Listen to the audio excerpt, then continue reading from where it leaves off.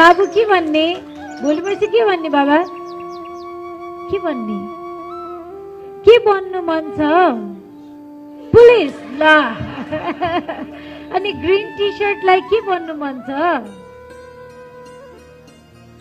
Cricketer good त्यसपछि कालो T shirt लगाउने भाइलाई के बन्नु मन छ आर्मी भेरी गुड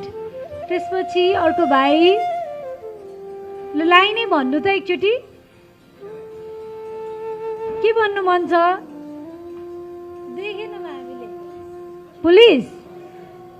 सबैले एउटै भन्न पाइँदैन है साथीले जे भने त्यही भन्न पाइँदैन है हजुर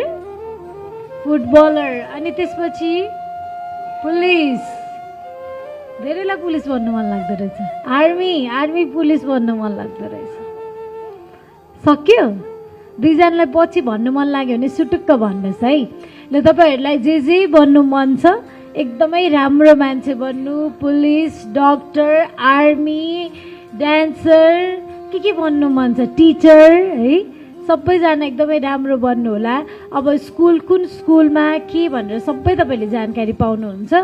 पढ्न चाहिँ मन लाएर पढ्नुहोस् है हुन्छ है ल यति भने मैले अभिभावकहरूलाई पनि केही मनमा लागेको छ प्रश्नहरू पनि अहिले मजाले सोधेर आफू चाहिँ एकदमै स्पष्ट यस्तो रहेछ भनेर बुझेर जानु होला मैले यति भने त्यति भन्दै यहाँहरू सबैलाई एकदमै धन्यवाद छ आजको यो अग्रिमेन्टको कामहरू अघि बढ्ने नै छ र यसबाट सबैभन्दा उहाँहरूले आज जे मनमा चिताउनु भएको छ त्यो सँगसँगै एकदमै राम्रो नागरिक भएको हेर्न चाहिँ मलाई चाहिँ इच्छा छ है अल द बेस्ट अब म कार्यक्रमको चाहिँ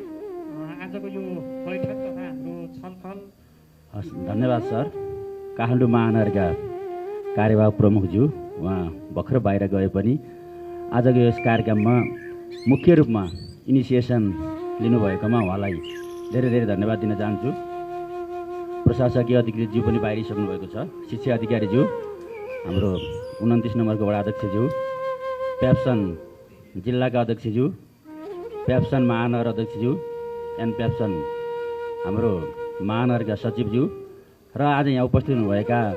सम्पूर्ण गण्यमान्य ज्यूहरू र सबैभन्दा बढी गण्यमान्य विद्यार्थी भाइ बहिनीहरू आज जो चाहिँ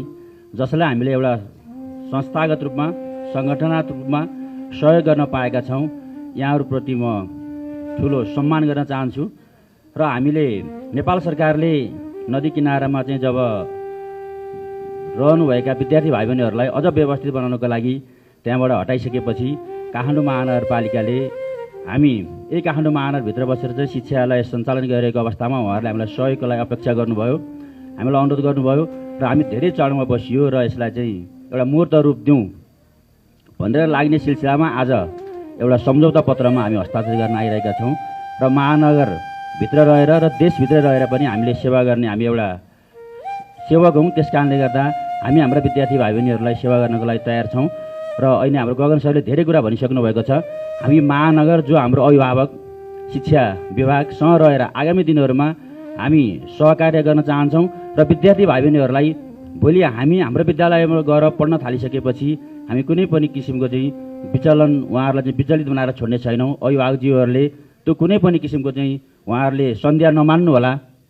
यी विद्यार्थीहरूलाई तपाईँहरूले जन्मदिन भयो तपाईँहरू जन्मदाता हो हामी शिक्षा दिन्छौँ हामी शिक्षादाता हुनेछौँ र हामी फेरि महानगरको प्रत्यक्ष निगरानीमा र उहाँहरूसँग सहकार्यमा भएको हुँदा अब भोलि 1 वर्ष भइसकेपछि कसरी लाने के लाने राज्य त छँदैछ राज्यसँग बसेर हामीले गर्ने सहकार्यहरू त भइहाल्छन् त्यस कारणले त अहिले यो सुरुवाती फेजमा अहिले दुःखको बेलामा मानवीय संवेदनालाई चाहिँ हामीले यसलाई चाहिँ एउटा मानवीयलाई चाहिँ अगाडि बढाउँ र ह्युमेनिटेरियन उसमा चाहिँ अगाडि लिएर जाउँ भन्ने उसमा हामी तदारुकता देखाएका छौँ र हामी शिक्षा विभागसँग भोलिका दिनहरूमा छौँ विद्यार्थी भाइ बहिनीहरूलाई भोलिका दिनहरूमा हामीले गर्नुपर्ने सरसहयोग गर्दै जान्छौँ र अब हामी भोलि सहकार्य गर्ने क्रममा हामी कुनै अवस्थामा पछि हट्ने छैनौँ र अब यो समय बलवान छ आज बसेका विद्यार्थी भाइ बहिनीहरू भोलि नरहन सक्नुहुन्छ हाम्रो कारणले गर्दा होइन तपाईँहरूको कारणले गर्दा नरहन सक्नुहुन्छ कोही कता जान सक्नुहुन्छ के हुन सक्नुहुन्छ त्यो बेलामा कसरी चाहिँ अगाडि बढ्ने भन्ने कुराहरू बसेर सल्लाह गरौँला र यसमा हामी खुसी छौँ र हामी यसमा दत्तचित्त भएर लाग्नेछौँ भन्ने प्रतिबद्धता साथ मेरो कुरा यहाँ टुङ्ग्याउन चाहन्छु हस् धन्यवाद।